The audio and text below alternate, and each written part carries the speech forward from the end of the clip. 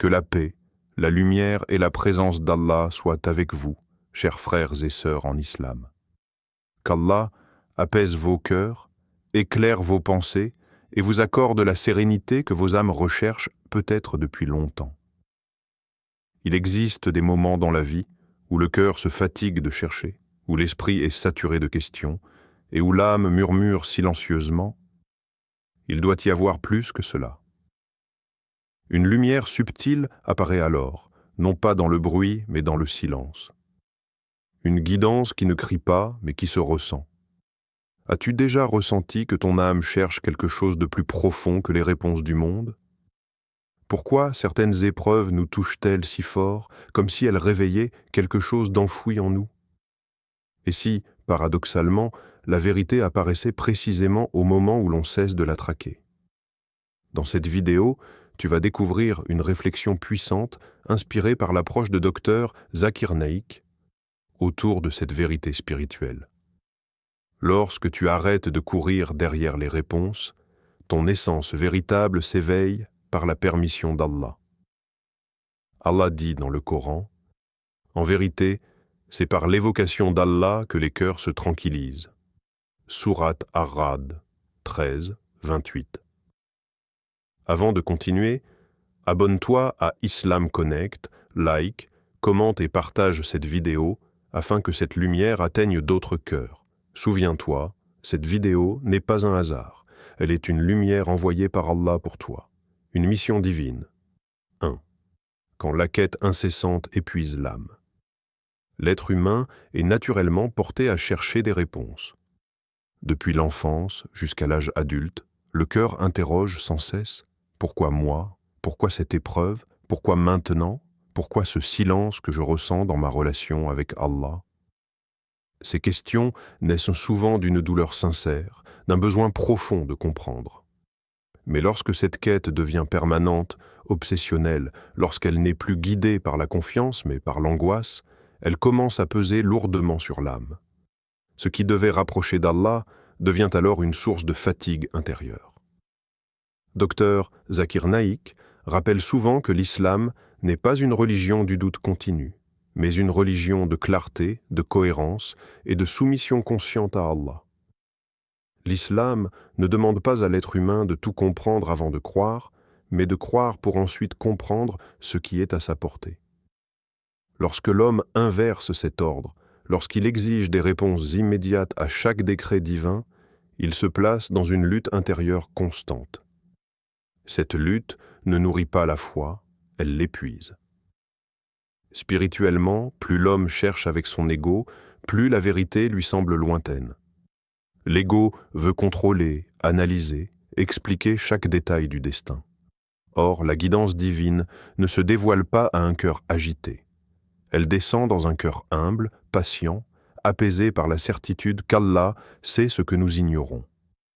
Quand la recherche devient une exigence, la lumière se voile. Quand elle devient une confiance, la lumière apparaît.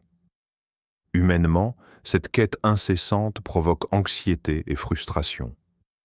L'esprit tourne en boucle, le cœur se compare, se culpabilise ou se révolte.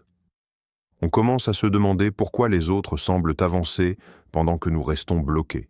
Pourquoi certaines prières semblent exaucer rapidement, tandis que d'autres restent sans réponse visible. Cette comparaison ronge l'intérieur et affaiblit la paix du cœur. L'homme oublie alors que chaque âme a son propre chemin, son propre rythme et son propre test. Éducativement, le Coran nous enseigne que toutes les réponses ne sont pas destinées à être comprises immédiatement. Allah dit clairement que la connaissance humaine est limitée. Certaines sagesses ne se révèlent qu'avec le temps, d'autres seulement dans l'au-delà. Chercher à tout comprendre ici et maintenant, c'est oublier que ce monde est un lieu d'épreuve, non un lieu de révélation totale. L'islam nous éduque à accepter l'invisible, al-ghaib, comme une composante essentielle de la foi. Symboliquement, cette quête excessive ressemble à quelqu'un qui fixe le soleil trop longtemps.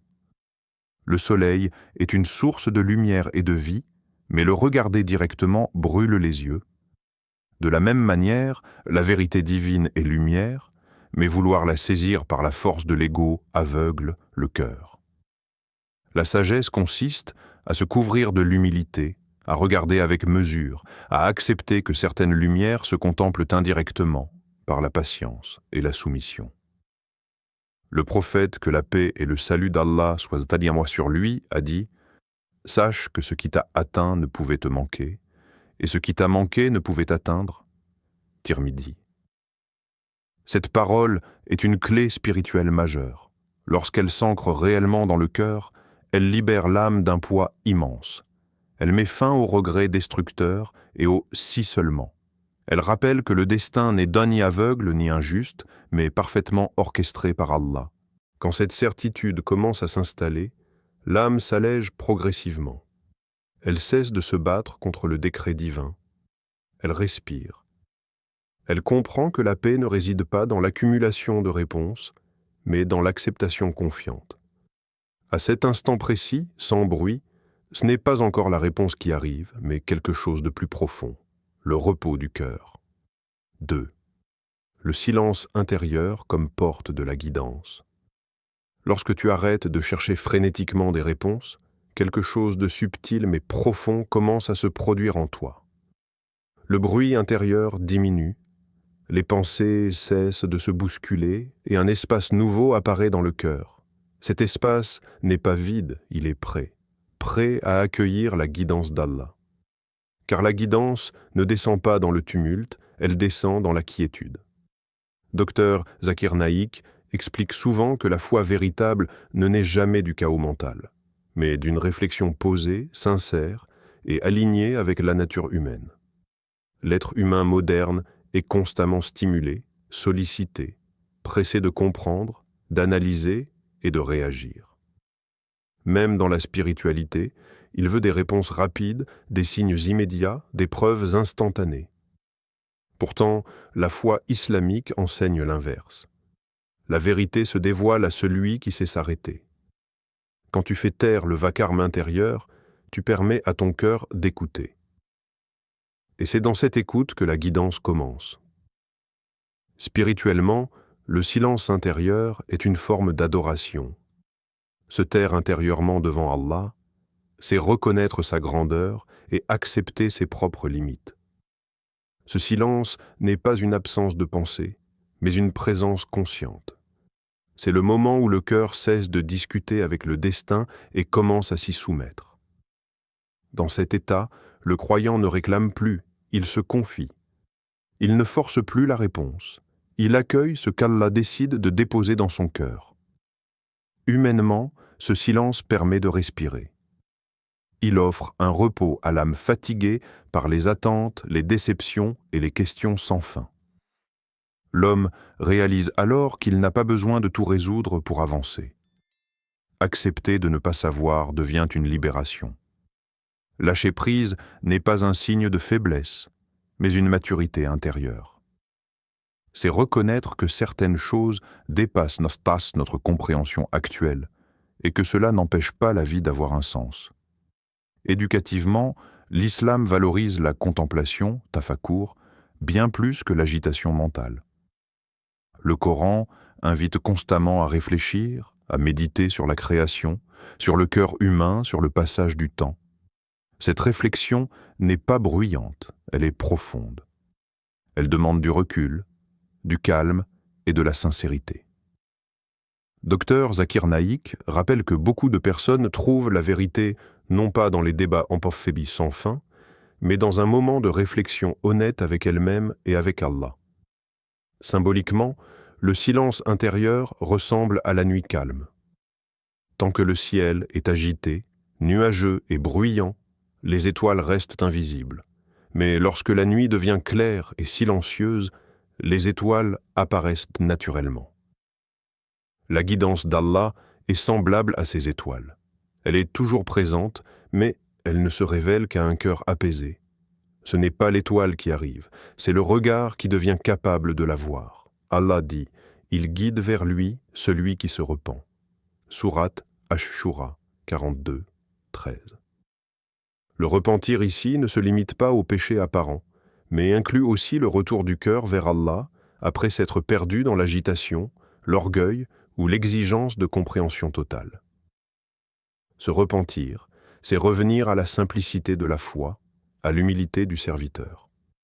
La guidance n'est pas toujours une réponse verbale, claire et formulée. Parfois, Allah ne répond pas par des mots, mais par un état, une paix qui descend soudainement sans explication logique, un apaisement qui remplace l'angoisse, une certitude douce qui s'installe sans argument. Et cette paix, même silencieuse, est déjà une réponse.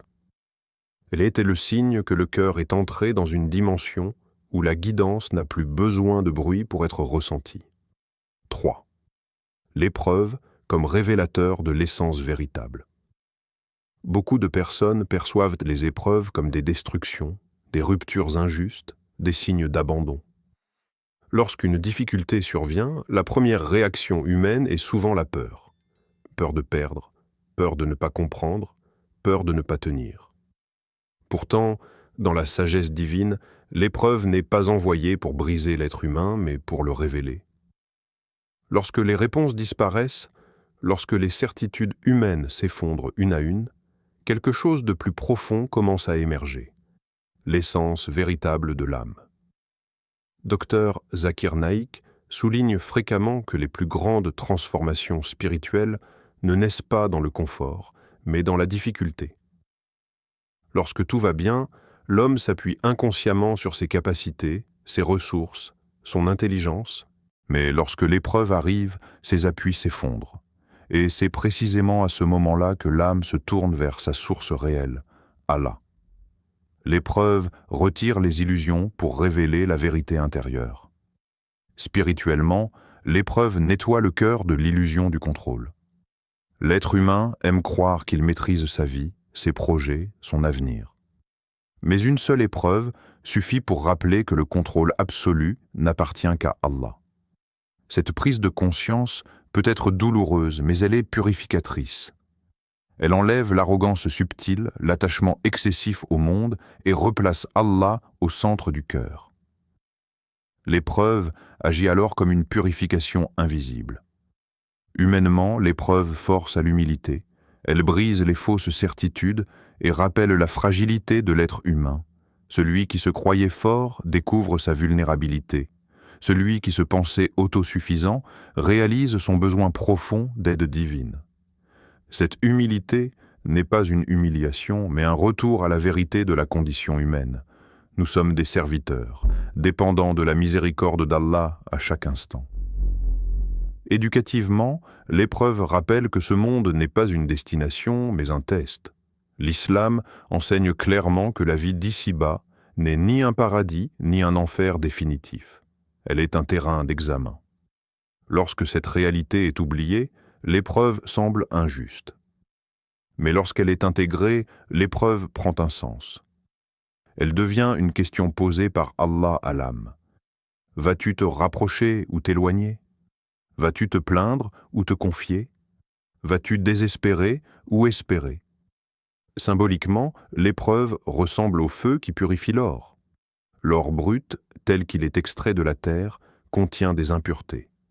Sans le feu, il ne brille jamais réellement. De la même manière, l'âme humaine porte en elle des attachements, des peurs et des illusions. Le feu de l'épreuve n'est pas là pour détruire l'or, mais pour le révéler. Plus le feu est intense, plus l'or devient pur et lumineux. Allah dit, Allah n'impose à aucune âme une charge supérieure à sa capacité. Sourate Al-Baqarah, 286. Ce verset est une promesse divine, non une simple consolation.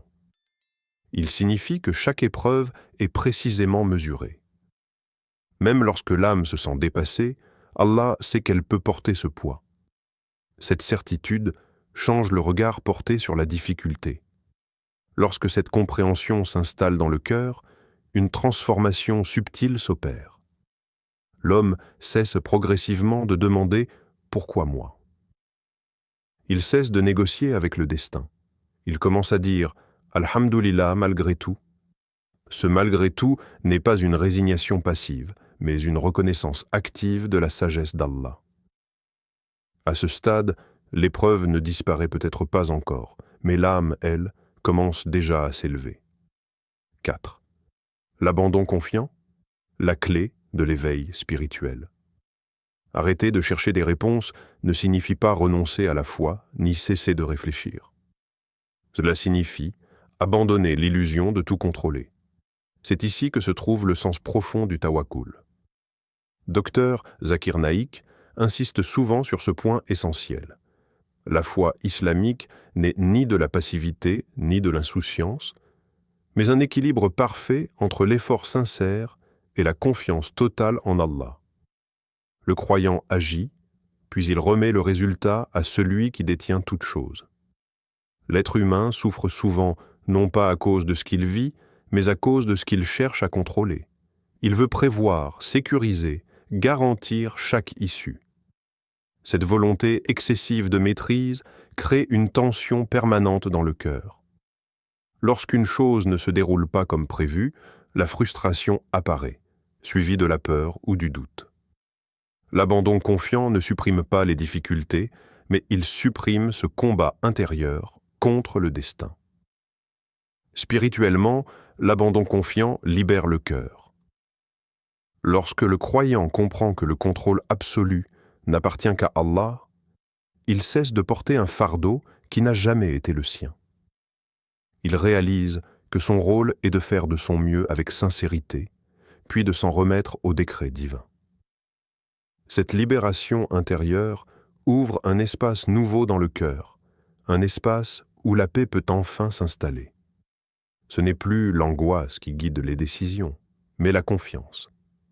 Humainement, le tawakkul allège les épaules chargées de peur. Beaucoup avancent dans la vie avec une crainte constante de l'échec, du manque, de l'avenir incertain. Cette peur épuise l'âme avant même que l'épreuve n'arrive. L'abandon confiant ne nie pas les difficultés possibles, mais il enlève leur pouvoir destructeur. Le croyant sait que quoi qu'il arrive, Allah est présent, attentif et juste. Cette certitude apaise profondément l'être humain. Éducativement, le tawakkul enseigne une vérité fondamentale. Le résultat n'appartient jamais à l'homme. L'islam nous apprend que l'effort est une obligation, mais que l'issue finale est entre les mains d'Allah. Cette distinction est essentielle. Lorsque l'homme confond effort et résultat, il s'attache excessivement à ce qu'il ne contrôle pas. Lorsqu'il comprend cette séparation, il travaille avec sérieux, mais sans anxiété excessive. Il avance avec dignité, même lorsque les choses ne se déroulent pas comme espéré.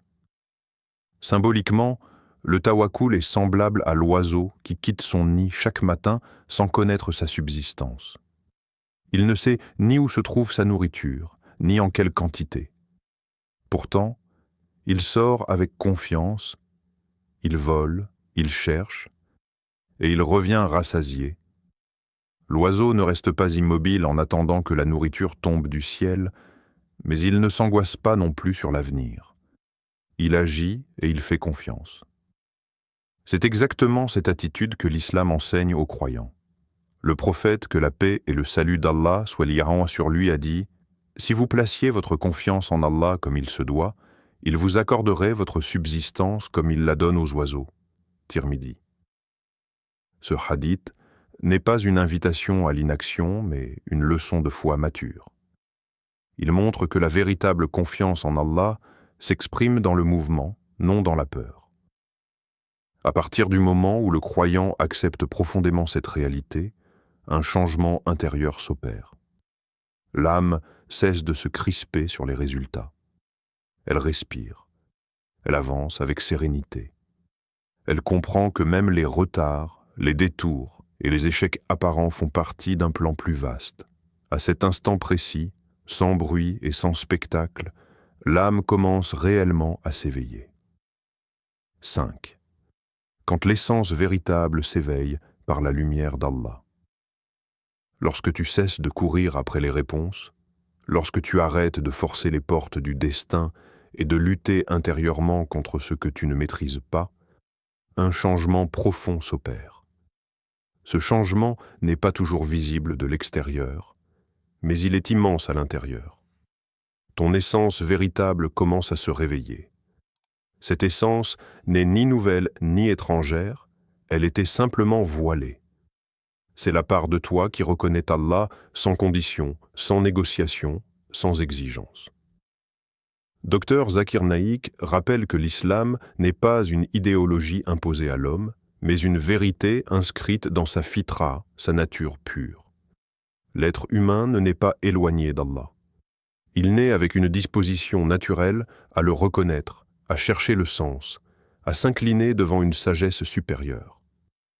Mais avec le temps, le bruit du monde, les peurs, les blessures et les attentes viennent recouvrir cette essence.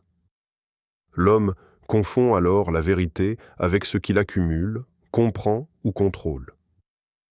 Lorsque ces couches commencent à tomber, l'essence réapparaît naturellement, sans effort excessif. Spirituellement, cette essence est la reconnaissance spontanée d'Allah. Elle ne passe pas par de longues démonstrations, ni par des débats complexes. C'est un « je sais » intérieur, calme et profond.